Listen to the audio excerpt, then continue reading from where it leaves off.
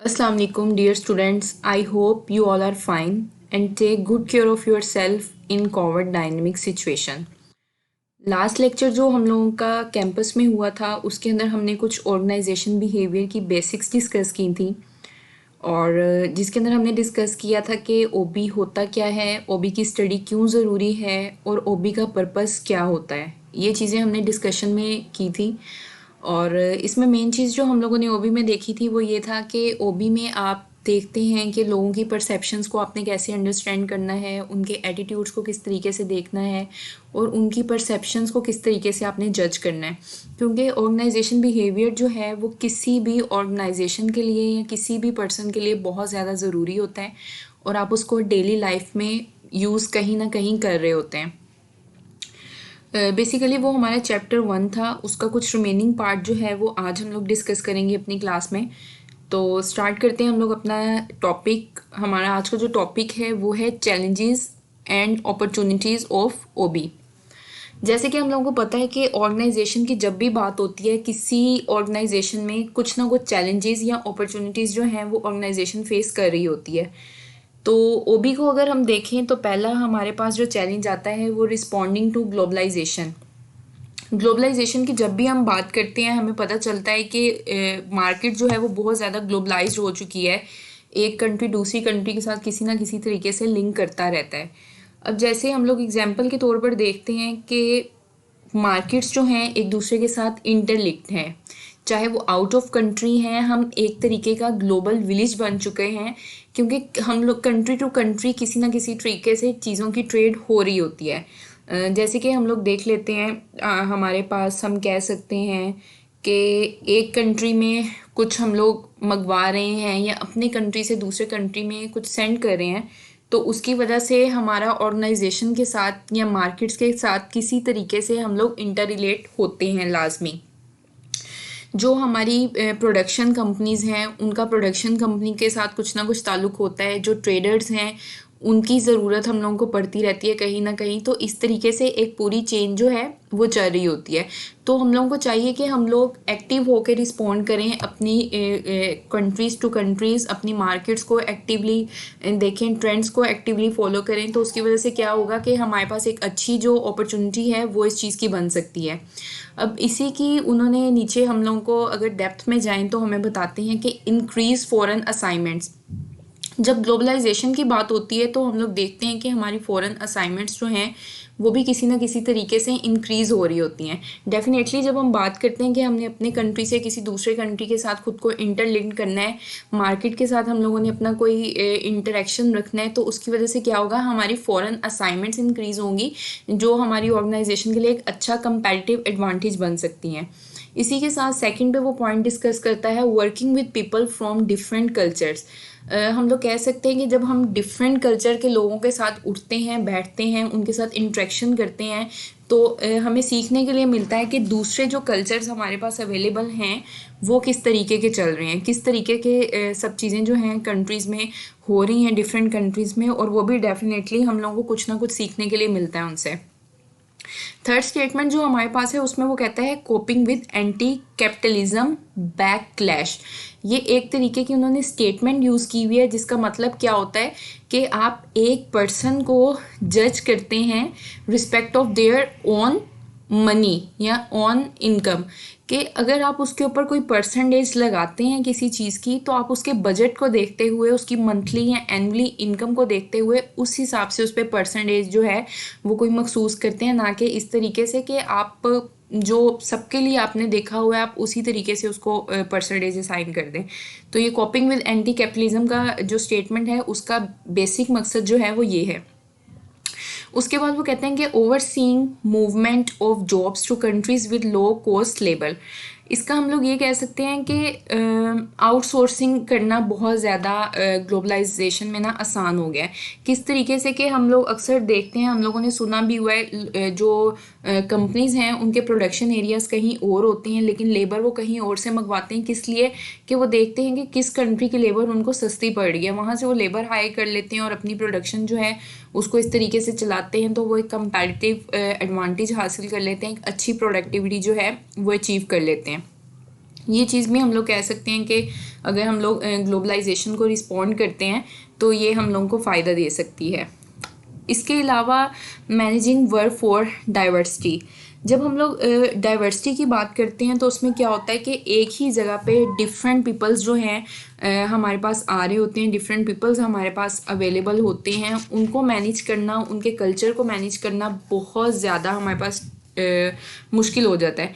जब हम लोग ग्लोबलाइजेशन को फोकस कर रहे होते हैं तो हम लोग डिफरेंट कंट्रीज़ की बात कर रहे होते हैं, लेकिन हम जब डाइवर्सिटी को फोकस करते हैं तो विद इन कंट्री रहने वाले डिफरेंट इंडिविजुअल्स या डिफरेंट ग्रुप्स की हम लोग बात करते हैं, जिसमें हम लोग देखते हैं वो किस तरीके से एक दूसरे से डाइवर्स रखते हैं।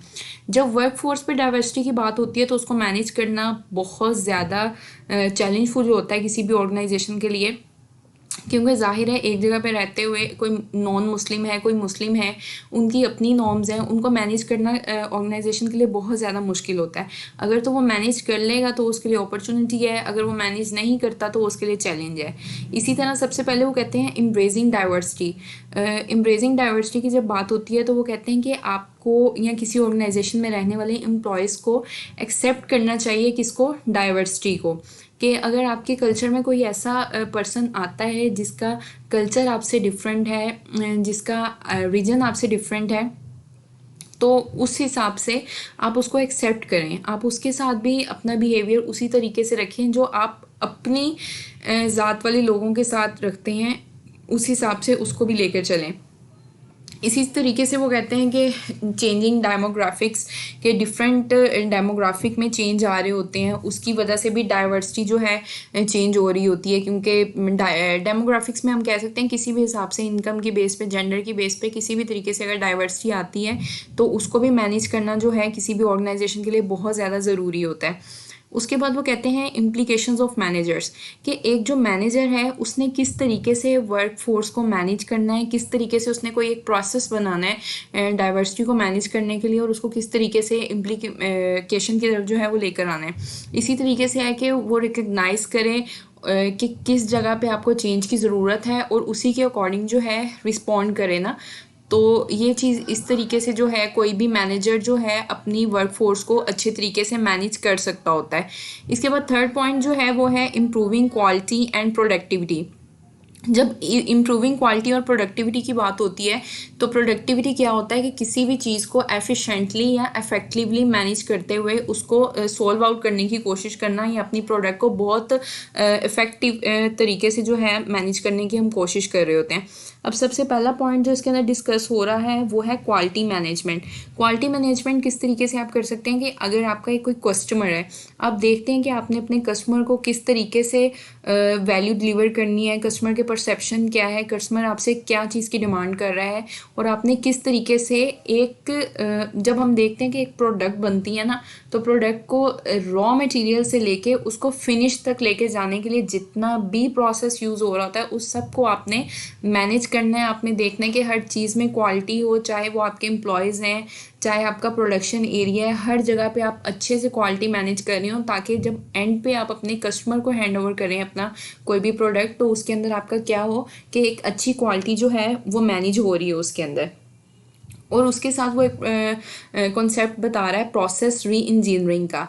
प्रोसेस री इंजीनियरिंग का क्या मतलब होता है कि दोबारा से किसी चीज़ को रिवाइज करना। ठीक है, आप क्या करते हैं कि आपने एक प्रोसेस बनाया है, आपने एक चीज़ अप्लाई की है अपनी ऑर्गेनाइजेशन पे, लेकिन टाइमली आपको पता चलता है कि वो चीज़ उस तरीके से आपको रिजल्ट प्रोवाइड नहीं कर रही जिस तरीके से आपको होनी चाहिए, तो आप क्या कहते हैं अपने प्रोसेस को री इंजीनियरिंग कर देते हैं। प्रोसेस आपका वही होता है, लेकिन एग्जिस्टिंग प्रोसेस में आप कुछ ना कुछ वेरिएशंस लेकर आते हैं ताकि आप उसको इफेक्टिव वे में रन करवा सकें, तो वो हमारा प्रोसेस री इंजीनियरिंग में आता है। इसके साथ एक कॉन्सेप्ट उन्होंने बताया है responding to the labour shortage. ठीक है, ये भी एक बहुत बड़ा चैलेंज है किसी भी ऑर्गेनाइजेशन के लिए। किस तरीके से कि हो सकता है कि अगर डेमोग्राफिक्स कोई चेंज आ गए हैं, एक लेबर जो है वो एक कंट्री से दूसरी कंट्री में मूव करता है, तो हो सकता है वो जाके उस तरीके से ऑर्गेनाइजेशन में एडजस्ट ना कर सकता हो, उसका जो बिहेवियर है वो कुछ और हो, वहाँ के लोगों का बिहेवियर कुछ और हो, तो वो उस तरीके से एडजस्टमेंट उसकी ना हो सके, तो उसकी वजह से क्या होगा कि वो वहाँ से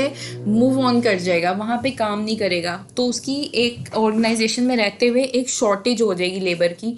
इसके साथ साथ वो कहता है कि फ्यूअर स्किल्ड लेबर्स, कि ये भी बहुत चैलेंजेबल चीज़ है कि आपका जो लेबर आपके पास काम कर रही है उसके पास उतने स्किल्स ही नहीं हैं, ठीक है, या फिर आपके जो वर्कर्स हैं वो बहुत अर्ली स्टेज पे जो है वो रिटायरमेंट्स ले लेते हैं और पीछे आपके ओल्ड वर्कर्स बच जाते हैं जो मतलब सही से काम नहीं कर सकते, क्योंकि डेफिनेटली हमें पता है कि एज जैसे जैसे इंसान की इंक्रीज़ होती है तो उस हिसाब से उसका स्टेमिना, उसकी कैपेसिटी किसी वर्क को करने की बहुत ज़्यादा कम होनी शुरू हो जाती है। तो वो चीज़ भी जो है वो चैलेंज में आ सकती है।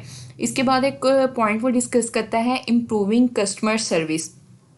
वही बात आ जाती है कि आप कस्टमर की सर्विस को किस तरीके से इम्प्रूव कर सकते हैं, आप उसको अच्छी वैल्यू प्रोवाइड कर सकते हैं, कस्टमर को देख सकते हैं कि उसकी परसेप्शन क्या है, वो किस चीज़ की आपसे डिमांड कर रहा है, उसके मुताबिक आप क्या करते हैं कि कस्टमर के लिए अपना कोई प्रोडक्ट डिज़ाइन करना शुरू कर देते हैं।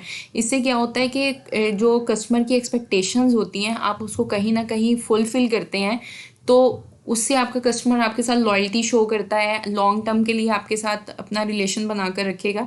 तो ये चीज़ किसी ऑर्गेनाइजेशन के लिए अपॉर्चुनिटी हो सकती है। इसके बाद वो कहते हैं कस्टमर रिस्पॉन्सिव कल्चर्स। आप कस्टमर के कल्चर्स को देखें, कस्टमर का कल्चर क्या है उसके अकॉर्डिंग अपनी चीज़ को डिज़ाइन करें तो ही आप कंपैरेटिव एडवांटेज हासिल कर सकते हैं, अदरवाइज़ वो चीज़ आपकी किसी काम की नहीं होगी। इसके लिए हम लोग एग्जांपल ले लेते हैं, जैसे मैकडोनल्ड है, मैकडोनल्ड ने अपनी आउटलेट जब इंडिया में बनाई तो उन्होंने बीफ बर्गर्स जो हैं वहाँ पे इंट्रोड्यूस करवाए। और हम लोग अक्सर सुनते हैं कि जो इंडियन लोग हैं जिसे कहते हैं प्योर इंडियन जो लोग हैं वो गाय को या भैंस को अपना खुदा मानते हैं, नाउज़बिल्ला।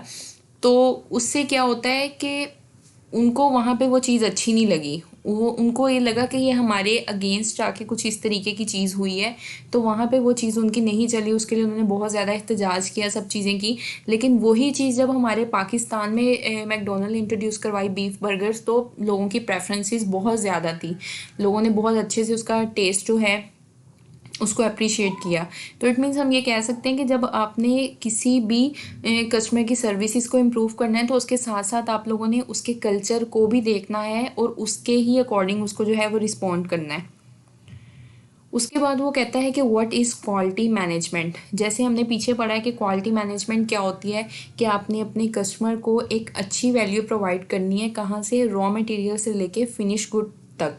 तो वो कुछ इसमें पॉइंट डिस्कस कर रहा होता है कि intense focus on the customer, के क्वालिटी मैनेजमेंट में क्या होता है, आपका सारे का सारा फोकस जो होता है वो आपके कस्टमर पे होता है। दूसरा वो कहते हैं कि कंटिन्यूस इम्प्रूवमेंट। कंटिन्यूस इम्प्रूवमेंट के साथ कंसर्न किस तरीके से होता है कि आपने किसी भी स्टेज पे खुद को ये नहीं कहना कि हम बेस्ट हैं तो हम अपने यहीं पे इम्प्रूवमेंट को रोक दें, बल्कि आपने अपने प्रोसेस को ऐसे डिज़ाइन करना है कि आपने किसी ना किसी तरीके से उसको इम्प्रूवमेंट की तरफ लेके जाना है, चाहे वो टेक्नोलॉजी से रिलेटेड हो, चाहे उसकी प्राइस से रिलेटेड हो, चाहे कोई वैल्यू प्रोवाइड करनी हो अपने कस्टमर को।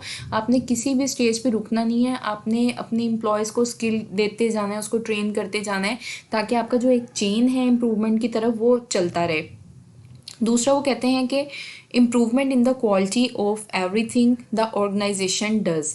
ठीक है, कि आपने क्या करना है कि ऑर्गेनाइजेशन को चाहिए हर तरीके से, लो लेवल से लेके हाई लेवल तक जितना भी प्रोसेस यूज़ हो रहा है उस सब में अपनी क्वालिटी जो है वो कहीं ना कहीं मेंटेन करवाने की कोशिश करे।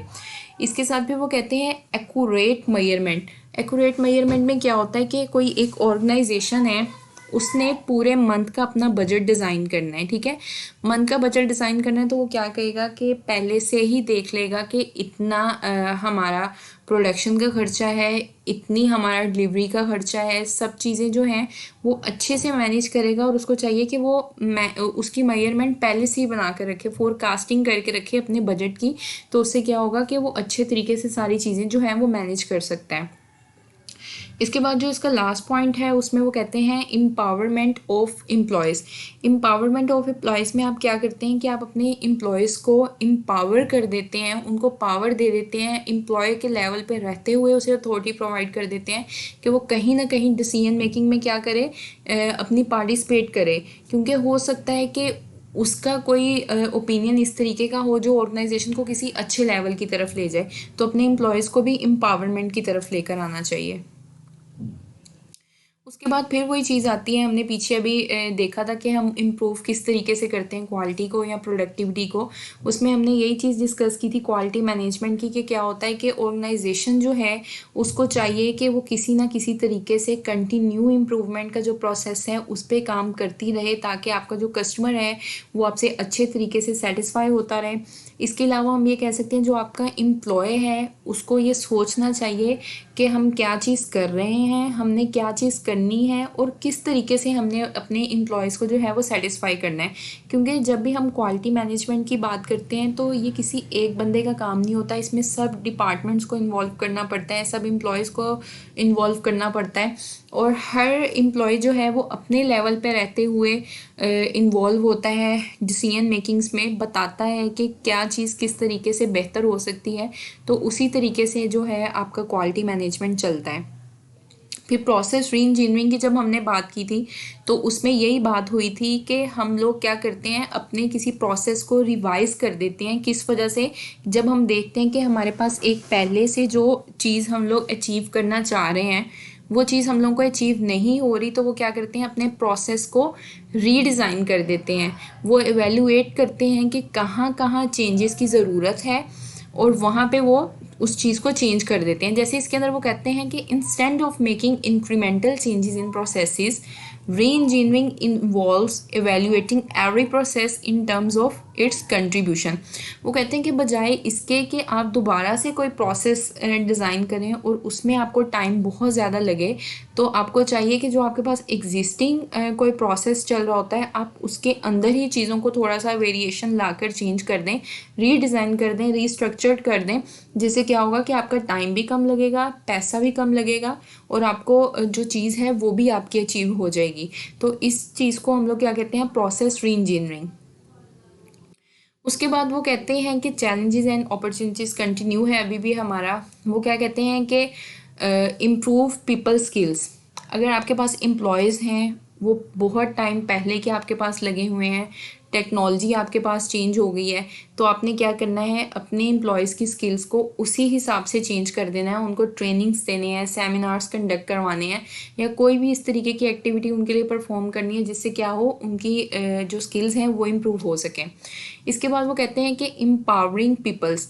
क्या करते हैं इसके अंदर, आपके पीपल्स को अथॉरिटी दे देते हैं उन्हीं के लेवल पे रहते हुए, ताकि वो अच्छे से मोटिवेट हों तो अपनी अथॉरिटी को यूज़ करें, डिसीजन मेकिंग में आपका कहीं ना कहीं आपको हेल्प आउट करें, अपने फ्रेश ओपिनियंस लेकर आएँ, तो वो एक ऑर्गेनाइजेशन के लिए अच्छी अपॉर्चुनिटी जो है बन सकती है।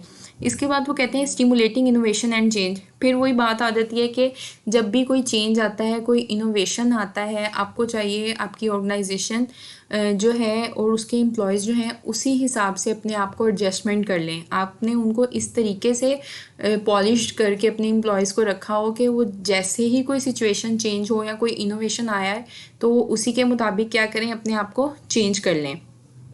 फिर वो कहते हैं कोपिंग विद टेम्पोरेरीनेस। इससे क्या होता है, टेम्परेरी का हम लोगों ने नाम सुना है कि आर्जी तौर पर, ठीक है। वो क्या कहते हैं कि जब भी कोई पर्सन जो है किसी ऑर्गेनाइजेशन में काम करता है उसका फोकस किस चीज़ पे होना चाहिए कि हम लोगों ने टेम्परेरी तौर पर यहाँ पे काम नहीं करना, हम लोगों ने ऑर्गेनाइजेशन के साथ लॉन्ग टर्म होके चलना है और अपने प्लान्स, अपने गोल्स, अपने विजन मिशन उसी हिसाब से सेट करने हैं। तो वो क्या करे कि कोपिंग करने की कोशिश करे कि वो टेम्परेरी तौर पे किसी ऑर्गेनाइजेशन का पार्ट ना बनकर रहे, वो अपने माइंड में यही बिठाए कि मैंने इस ऑर्गेनाइजेशन के साथ लॉन्ग टर्म चलना है और मैंने अपने सारे गोल्स जो हैं वो यहाँ पे रहते हुए अचीव करने हैं। उसके बाद वो कहते हैं वर्किंग इन नेटवर्क ऑर्गेनाइजेशन, कि जो आपका ऑर्गेनाइजेशन है उनका माहौल इस तरीके का हो कि आपको पता हो कि आपने सबके साथ ना एक नेटवर्क बना के चलना है। नेटवर्क बना के किस तरीके से चलना है कि अगर आपकी कोई ऑर्गेनाइजेशन है, ऑर्गेनाइजेशन में आपने टीम वर्किंग जो है उसको ज़्यादा अप्रिशिएट करना है, इनकरेज करना है उस चीज़ को कि ऑर्गेनाइजेशन में रहते हुए एम्प्लॉयज़ तमाम एक दूसरे के साथ टीम वर्किंग में काम करें, उनमें टॉलरेंस हो, पेशेंस हो उनके अंदर किसी के साथ काम करने का, तो आपकी ऑर्गेनाइजेशन के लिए वो एक अच्छी अपॉर्चुनिटी बन सकती है। इसके बाद वो कहते हैं कि helping employees balance work life conflicts. क्या कर सकते हैं आप इसके अंदर कि जो आपका एम्प्लॉय है उसकी लाइफ को और उसकी पर्सनल लाइफ को आप क्या करें, मैनेज कर दें।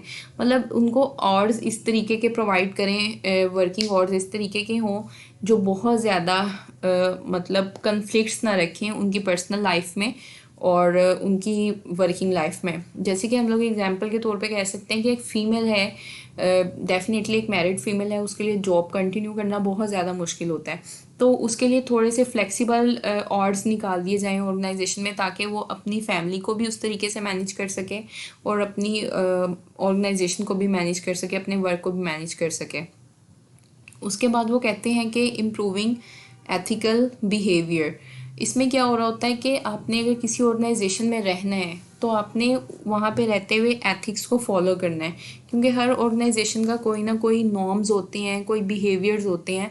तो आपने उन चीज़ों को क्या करना है कि फ़ॉलो करना है, आपने एथिक्स को फॉलो करने की कोशिश करनी है। कोई इस तरीके की आपकी ऑर्गेनाइजेशन में हरासमेंट ना हो, आपकी ऑर्गेनाइजेशन में कोई अब्यूजिंग लैंग्वेज यूज़ ना हो रही हो। तो ये सब किन चीज़ों में आ जाते हैं, एथिकल बिहेवियर्स में आ जाते हैं।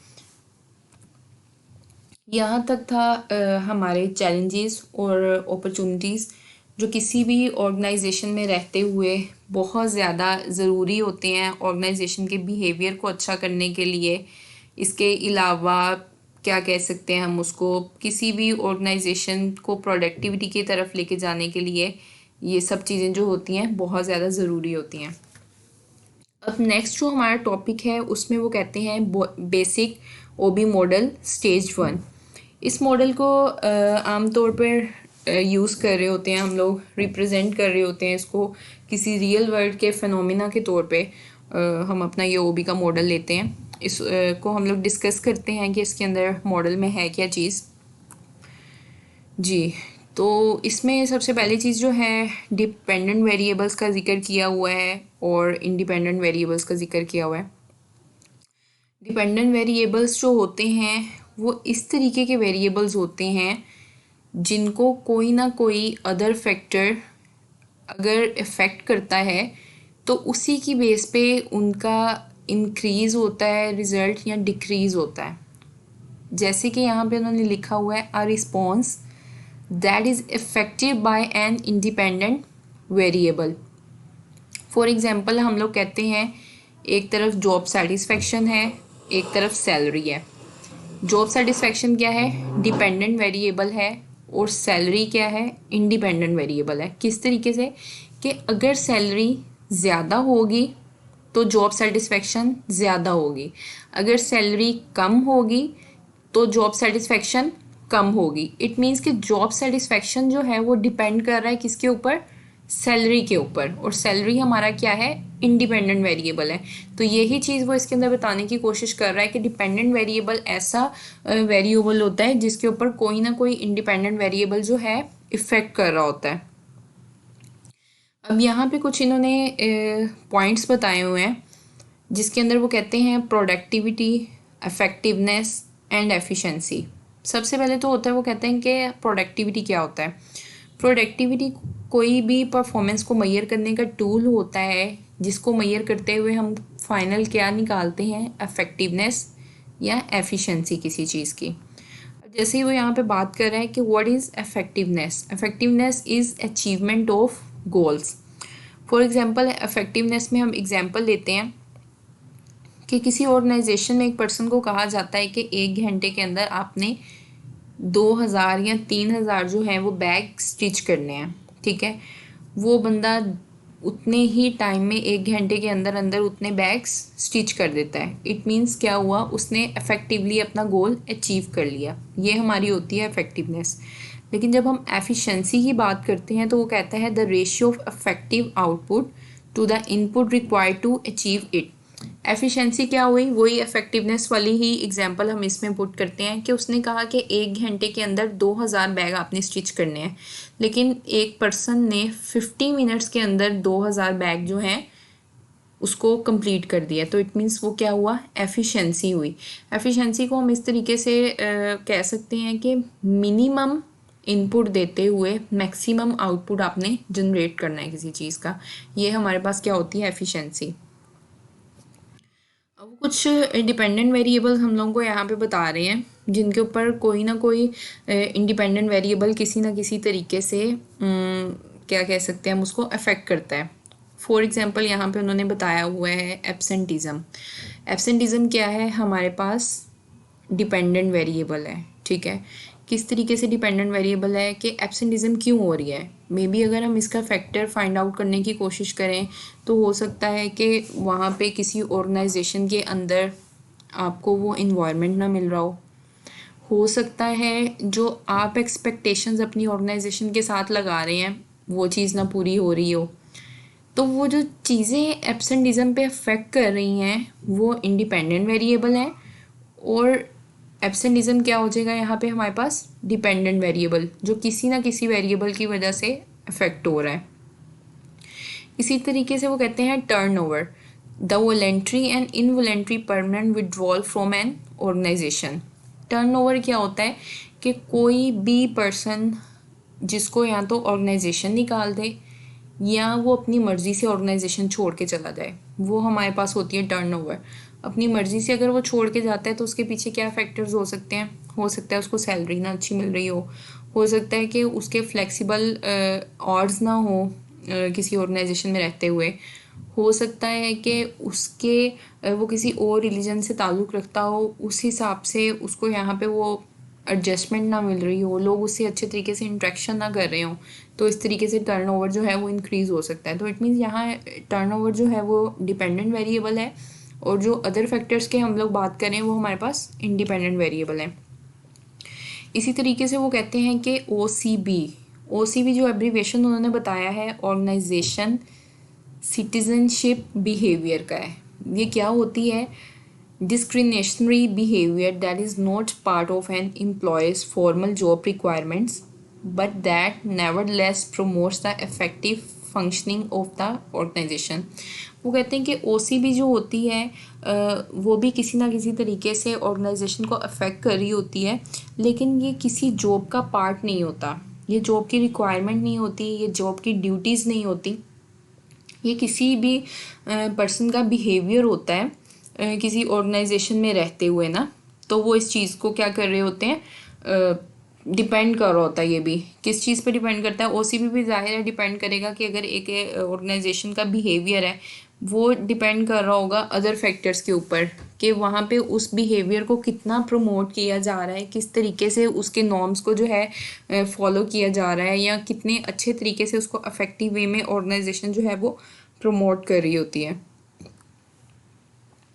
उसके बाद वो एक और हम लोगों को यहाँ पे फैक्टर बताता है डिपेंडेंट वेरिएबल का, जो कहीं ना कहीं ऑर्गेनाइजेशन को अफेक्ट कर रहा होता है। फॉर एग्जांपल अब यहाँ पे वो हमारे पास कहते हैं जी जॉब सेटिस्फेक्शन, ठीक है। जॉब सेटिस्फेक्शन हमारे पास क्या होता है, जॉब सेटिस्फेक्शन वो कहता है कि a general attitude towards one job, the difference between the amount of reward workers receive and the amount they believe they should receive। मतलब कि क्या हुआ, जॉब सेटिस्फेक्शन जो है डिपेंडेंट वेरिएबल होता है यहाँ पे कि एक पर्सन किस चीज़ पे उसकी जॉब की सेटिस्फेक्शन डिपेंड कर रही होती है। हो सकता है जो वो अवार्ड्स अचीव करना चाह रहा हो ऑर्गेनाइजेशन की तरफ से वो उसके अचीव ना हो रहे हों, तो जाहिर है जब उसके वो अवार्ड्स अचीव नहीं होंगे उसकी जॉब का सेटिस्फेक्शन लेवल जो है वो कम होगा। अवार्ड्स अचीव हो जाएंगे तो जॉब का सेटिस्फेक्शन लेवल जो है वो भी इंक्रीज़ हो जाएगा। तो इट मीन्स यहाँ हम लोग ये कह सकते हैं कि जो डिपेंडेंट वेरिएबल है वो जॉब सेटिस्फेक्शन है, और इंडिपेंडेंट वेरिएबल्स जो हैं वो हमारे पास अदर फैक्टर्स आ जाते हैं। इसी तरीके से वो कहते हैं डिविएंट वर्क प्लेस बिहेवियर, ठीक है। Voluntary behaviour that violates significant organization norms and in so doing threatens the well-being of the organization or its members।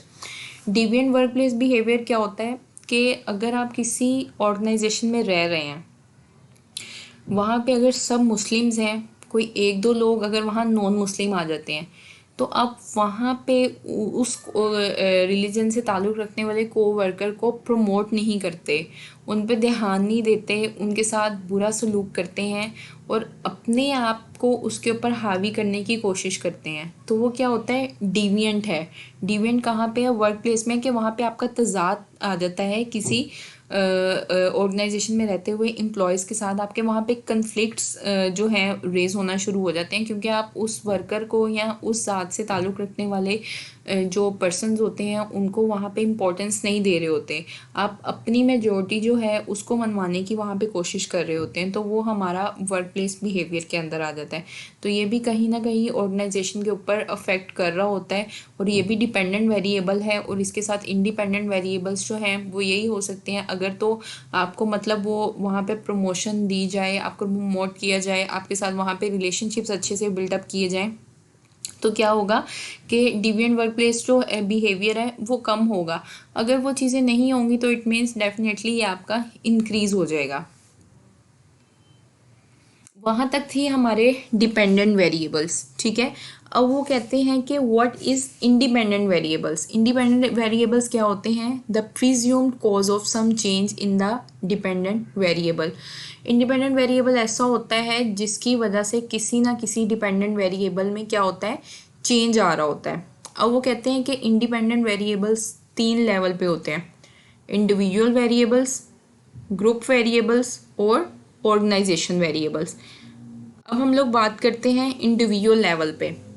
ये इंडिविजुअल लेवल पे जब हम बात करते हैं तो इसको पार्ट 1 से इन्होंने हमारे पास रिप्रेजेंट किया हुआ है कि पार्ट 1 में किस तरीके से हम लोग क्या करते हैं, चीज़ों को मैनेज करते हैं। जब हम इंडिविजुअल लेवल पे बात करते हैं तो हम उसकी एबिलिटी की बात करेंगे, किसी पर्सन की लर्निंग की बात करेंगे, उसकी वैल्यूज़ की बात करेंगे, किसी पर्सन के एटीट्यूड्स की बात करेंगे, उसके जॉब सेटिस्फेक्शन की बात करेंगे, ठीक है। इसके अलावा साथ साथ वो कहता है इंडिविजुअल के परसेप्शंस की बात हो सकती है, इंडिविजुअल की डिसीजन मेकिंग की बात हो सकती है, बेसिक मोटिवेशन कॉन्सेप्ट्स की बात हो सकती है, और इसके अलावा लास्ट में उन्होंने बताया हुआ है मोटिवेशन एंड इट्स एप्लीकेशंस, कि उसके मोटिवेशन की बात हो सकती है, या मोटिवेट होने के लिए जो डिफरेंट प्रोसेस यूज़ हो रहे होते हैं उसकी बात वो कर सकता है। मतलब जब इंडिविजुअल लेवल पे बात करते हैं हम किसी इंडिपेंडेंट वेरिएबल की, तो ये सारे हमारे पास क्या हैं, इंडिपेंडेंट वेरिएबल्स हो सकते हैं किसी इंडिविजुअल लेवल पे जजमेंट देने के लिए। उसके बाद वो कहते हैं ग्रुप 2 है, पार्ट 2 है हमारे पास, वो क्या है, ग्रुप बेस पे होता है। पहले इंडिविजुअल लेवल बेस पे हमने देखा, अब हम ग्रुप बेस पे देख रहे हैं। जब ग्रुप बेस में हम लोग बात करते हैं तो वो सबसे पहले कहते हैं फाउंडेशन ऑफ ग्रुप बिहेवियर। अब हम इसके अंदर देखेंगे कि जो भी पॉइंट्स हमारे पास डिस्कस हो रहे होंगे ना, वो ग्रुप को ही रिप्रेजेंट कर रहे होंगे, टीम वर्किंग को रिप्रेजेंट कर रहे होंगे। पहला क्या है, फाउंडेशन ऑफ ग्रुप बिहेवियर, कि हमने किसी ग्रुप में रहते हुए, किसी टीम वर्क में रहते हुए अपने बिहेवियर को किस तरीके से इंट्रोड्यूस करवाना है। दूसरा वो कहते हैं ग्रुप एंड टीम वर्क, कि आप लोगों ने टीम वर्किंग जो है वो किस तरीके से अपनी अच्छी बनानी है। फिर हमारे पास है फंक्शन ऑफ कम्युनिकेशंस, कि कम्युनिकेशंस किस तरीके से हमने डेवलप करनी है। बेसिक अप्रोचेस टू लीडरशिप, के अगर एक पर्सन है लीडर है वो किसी ऑर्गेनाइजेशन का, उसने किस तरीके से अपने अंदर जो है लीडरशिप की स्किल्स यूज़ करनी है। फिर उसके बाद वो कहते हैं कंटेम्प्रेरी इश्यूज़ इन लीडरशिप, कि एक पर्सन जो है उसकी लीडरशिप में जो इश्यूज़ आ रहे हैं उनको हम लोग डिस्कस कर लेंगे। पावर एंड पॉलिटिक्स की बात करते हैं डेफिनेटली, जब जहाँ पे क्या कहते हैं उसको, हमारे पास हम कह सकते हैं कि जहाँ पे डिफरेंट पीपल्स हों, एक जगह पे इंटरेक्ट करें, वहाँ पे सियासत भी चलती है, वहाँ पे अथॉरिटी भी चलती है, पावर भी चलती है। फिर उसके बाद हैं कॉन्फ्लिक्ट्स एंड नेगोशिएशन। इसमें हमारे पास क्या होता है कि कन्फ्लिक्ट्स होते हैं, ठीक है। किसी ना किसी जगह पे कन्फ्लिक्ट्स आ रहे होते हैं ऑर्गेनाइजेशन के पास, ग्रुप बेस पे, टीम बेस पे, तो वहाँ आप क्या करते हैं, उसको भी रिड्यूस करने की कोशिश करते हैं। उसके बाद जब थर्ड हमारे पास जो पार्ट है वो यूज़ हो रहा होता है ऑर्गेनाइजेशन सिस्टम का, उसके अंदर हम लोग क्या कर रहे होते हैं कि ऑर्गेनाइजेशन बेस पे हमारे पास सब डिसीजंस हो रहे होते हैं। सबसे पहले क्या है कि स्ट्रक्चर है, स्ट्रक्चर में आपका क्या होता है, आप हिरार्की बनाते हैं। हिरार्की अगर आप लोगों को ना पता हो तो हिरार्की जो होती है लो लेवल से लेकर हाई लेवल पे होती है, जिसमें डिपार्टमेंट्स होते हैं, डिपार्टमेंट्स के नीचे फर्दर अथॉरिटीज़ आ रही होती हैं। तो वो क्या होता है कि एक इस तरीके से आप अपना ऑर्गेनाइजेशन का स्ट्रक्चर डेवलप कर लेते हैं। उसके बाद वो कहते हैं कि वर्ल्ड डिज़ाइन एंड टेक्नोलॉजी है, कि किस तरीके से आपने ऑर्गेनाइजेशन में रहते हुए वर्क को डिज़ाइन करना है, टेक्नोलॉजीज़ को किस तरीके से फॉलो अप करना है। इसी तरीके से वो कहते हैं कि जो एचआर की पॉलिसीज़ हैं वो किस तरीके से आपने बनानी है, उनकी जो प्रैक्टिसेस हैं उनको किस तरीके से आपने डेवलप करने की कोशिश करनी है। ये सारी चीज़ें भी हमारी किस में ऑर्गेनाइजेशन लेवल पे आ जाती हैं। उसके बाद फिर वो कहते हैं कि ऑर्गेनाइजेशन का कल्चर किस तरीके से चेंज करना है आपने, वो इसमें हमारे पास आ जाता है। ऑर्गेनाइजेशन में अगर कहीं चेंज लाने की ज़रूरत है तो वो सब चीज़ें जो हैं हम लोग इसके अंदर डिस्कस कर रहे होते हैं। तो ये हमारी ऑर्गेनाइजेशन जो सिस्टम है उस लेवल पे आ जाता है हमारे पास। उसके बाद वो बात करते हैं फॉर मैनेजमेंट फंक्शंस की, जिसके अंदर वो हम लोगों को POLC का एक कॉन्सेप्ट पढ़ाता है कि प्लानिंग है, ऑर्गेनाइजिंग है, लीडिंग है एंड कंट्रोलिंग है। इसमें हमारे पास क्या हो रहा होता है कि एक मैनेजमेंट का फंक्शन है कि अगर हम लोगों ने किसी मैनेजर ने किसी प्रोसेस को फॉलो करना हो तो वो क्या करते हैं, इसके अंदर एक प्रोसेस लाने की कोशिश करते हैं, एक इसका मैनेजमेंट का प्रोसेस बना लेते हैं। तो उसमें हमारे पास क्या होता है कि प्लानिंग होती है। ठीक है, सबसे पहले क्या करते हैं, एक ऑर्गेनाइजेशन का जो पर्सन है वो प्लान करता है। ठीक है, प्लान किस तरीके से कर रहा होगा कि वो देखता है कि किस किस चीज़ों को प्रोसेस कौन सा यूज़ होना चाहिए, प्रॉब्लम क्या है, किस विजन और मिशन क्या है, उस हिसाब से वो चीज़ों को प्लान करता है। प्लान करने के बाद वो ऑर्गेनाइज करता है। ऑर्गेनाइज किस तरीके से करेगा कि वो देखेगा कि इस वर्किंग को देखने के लिए या इस टास्क को कंप्लीट करने के लिए किस डिपार्टमेंट से कौन सी स्किल वाले लोग जो हैं इसके अंदर वो यूज़ कर सकता है। फिर उनको उस हिसाब से वो ऑर्गेनाइज करेगा, उनको टाइम बताएगा कि इतना टाइम है, या अगर उसने बजट डिसाइड करना है वो बजट को डिसाइड करेगा, बजट की एलोकेशन कैसे करनी है वो सब चीज़ें देखेगा। तो वो हमारे पास ऑर्गेनाइजिंग में आ जाएगा। उसके बाद वो क्या करता है, लीडिंग करता है। लीडिंग किस तरीके से करता है, जब एक बार उसने ऑर्गेनाइज कर दिया, सब चीज़ें जो हैं लोगों के हैंड ओवर कर दी, तो उसके बाद वो लीड करने की कोशिश करता है कि कहीं पे किसी को कोई इशू तो नहीं आ रहा। सुपरविजन करता है उनकी कि वो सब एम्प्लॉयज़ या जो भी उन्होंने काम मैनेज किया है वो सारे वर्किंग जो है काम सब सही तरीके से कर रहे हैं या नहीं कर रहे। वो हमारे पास किस में आता है, लीडिंग में आ जाता है। ठीक है, उसके बाद वो क्या करता है कि कंट्रोलिंग है। सही है, कंट्रोलिंग में हमारे पास क्या होता है कि आप किस तरीके से चीज़ों को कंट्रोल करते हैं। ठीक है, अगर कहीं कोई कन्फ्लिक्ट्स आ जाते हैं या कहीं कोई इश्यूज आ जाते हैं तो वहाँ पे क्या करते हैं, वो उसको कंट्रोल करने के लिए ना कोशिश कर रहे होते हैं वहाँ पे। तो ये हमारे पास जो था फॉर मैनेजमेंट फंक्शंस हैं या फॉर मैनेजमेंट का प्रोसेस इसको बोला जा सकता है किसी भी ऑर्गेनाइजेशन में किसी प्रोसेस को इम्प्लीमेंट करवाने के लिए। फिर उसके बाद जो है हमारे पास इमर्जिंग मैनेजेरियल फंक्शंस आ जाते हैं। वो क्या कहते हैं कि to provide leadership and direction. सही है, आप क्या करते हैं, लीड भी करते हैं और उसके बाद डायरेक्शन भी प्रोवाइड करते हैं। एक जो लीडर होता है उसका काम क्या होता है कि उसने अपने एम्प्लॉयज़ को किस तरीके से लीड करना है, सुपरवाइज किस तरीके से उनको करना है और किस तरीके को उनको स्मूथली डायरेक्शन भी प्रोवाइड करनी है ताकि वो अपने गोल्स को, अपने टास्क को, विजन या मिशन को ईजिली अचीव कर सकते हों। अब इसमें वो दो चीज़ें हम लोगों को बताता है, टोटल क्वालिटी मैनेजमेंट है और कंटिन्यूस इम्प्रूवमेंट इसमें आ जाता है।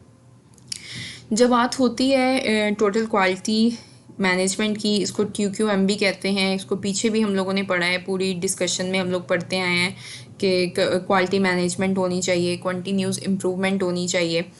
तो इसको एक बार फिर से हम लोग कर लेते हैं। पहले है total quality management TQM, a concept popularized by W. Edwards Deming to promote customer satisfaction through continuous improvement of business process।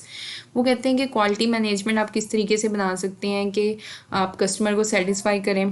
Customer को सेटिस्फाई किस तरीके से कर सकते हैं कि जो कस्टमर परसीव कर रहा है, जो चाह रहा है, उसको उस तरीके की प्रोडक्ट दें, उसको वैल्यू प्रोवाइड करें और उसको प्राइस अच्छी दें।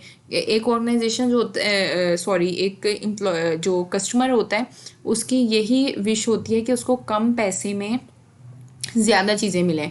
जैसे हम देखते हैं कि अगर हम अपनी ही एग्जांपल दें, हम लोग कहीं पे कोई चीज़ परचेज़ करने के लिए जाते हैं, अगर वो 1000 रुपीज़ की है तो हम अपने माइंड में परसेप्शन बना रहे होते हैं कि 1000 रुपये की चीज़ है, इसमें क्वालिटी इस लेवल की होनी चाहिए। तो यही चीज़ जो है वो क्वालिटी मैनेजमेंट या टोटल क्वालिटी मैनेजमेंट होती है कि किस तरीके से आपने अपने प्रोसेस को, अपनी प्रोडक्शन लेवल को किस तरीके से आपने एक अच्छे चेन के साथ लेके चलना है, ताकि आपके जो कस्टमर्स हैं उनको जब आप कोई प्रोडक्ट प्रोवाइड करें तो उसकी एक अच्छी वैल्यू जो है वो आप उसको प्रोवाइड कर सकें। फिर वो कहते हैं कंटिन्यू इम्प्रूवमेंट।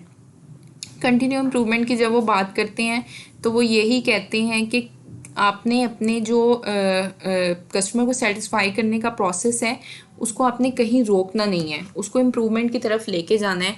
जैसे लास्ट टाइम भी हम लोगों ने शायद ये डिस्कस किया होगा एग्जाम्पल को क्लास में, कि नोकिया मोबाइल्स की बात हुई थी कि नोकिया मोबाइल्स जो हैं वो अपने कस्टमर को उस तरीके से सेटिस्फाई नहीं कर पाए। जब वो मोबाइल बना रहे थे, एंड्रॉयड मोबाइल्स पे नहीं थे, वो एक सिंपल टाइपिंग वाला मोबाइल जो था वो उन्होंने इंट्रोड्यूस करवाया हुआ था। जब वो क्या कहते हैं इम्प्रूवमेंट आई, टेक्नोलॉजी मूव हुई, तो उन्होंने उस टेक्नोलॉजी के साथ ख़ुद को मूव नहीं किया, वो वहीं पे स्टक रहे, वो कंटिन्यू इम्प्रूवमेंट नहीं लेकर आए। तो उसकी वजह से क्या हुआ, एब्सलूट हो गए, वो मार्केट से निकल गए, वो कंपेटिटिव एडवांटेज जो है वो हासिल नहीं कर सके। तो क्या हुआ कि वो कंटिन्यू इम्प्रूवमेंट जो है उसकी तरफ नहीं जा रहे थे, तो वो उनके लिए एक ड्रॉबैक बना था। इसलिए ज़रूरी है कि जब आपने अपने कस्टमर को सेटिस्फाई करना है तो TQM पे जोर रखना है, अपना कंटिन्यू इम्प्रूवमेंट जो है उसके ऊपर आपने अपना फोकस जो है उस चीज़ का लगा कर रखना है। तो ही एक ऑर्गेनाइजेशन जो है किसी अच्छे उस पर कह सकते हैं हम कंपैरेटिव एडवांटेज की तरफ जा सकती है।